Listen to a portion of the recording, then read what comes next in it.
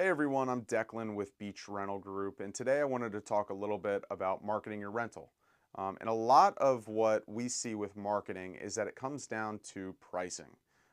Pricing is a super key thing that we look at really from the beginning. We try to have a lot of conversations with our clients about so that they're super clear on expectations and kind of what the market is driving. Typically, what we see is that owners tend to start too high, and we want to maximize the rental price as much as we can. That obviously drives a much better ROI for our clients. You make more money, we make more money. That's our goal, right?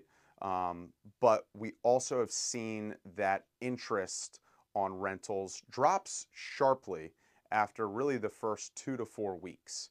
And what I mean by that is the number of leads or number of interested rental applicants coming in really noticeably drop off after that period, right? So your chances of getting it rented after that period fall off dramatically. And we look at it from an ROI perspective, right? So say you're priced $75 too high and say you're priced at, around $3,000 for easy math.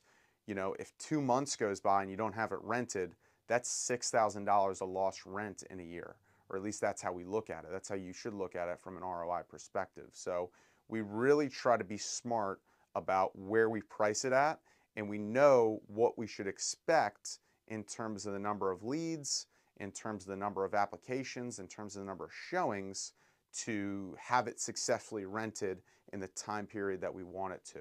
And our goal is really to have it rented in under 30 days. We want a tenant moved in there. We want a great tenant, but we want a tenant moved in there pretty quickly because, again, when you're vacant, you're basically losing money each day. When you don't have a tenant in there, there's no one paying, you're losing money. It's going to hurt your ROI, right? So we really try to keep that in mind. That 30-day, that maybe 4-week time frame is what we try to aim for. And if we're priced too high, we typically go above that. And when we go above that number, what we've seen, and it doesn't just sit for an extra week, it typically sits for an extra 4 to 5 weeks. So again, we're just looking at that pricing. We want to maximize it, but we don't want to start it too high where we, potentially lose out on 2 to 3 months of rent because we weren't willing to bring it down $50 or $75, which equates to a lot less money than multiple months of lost rent.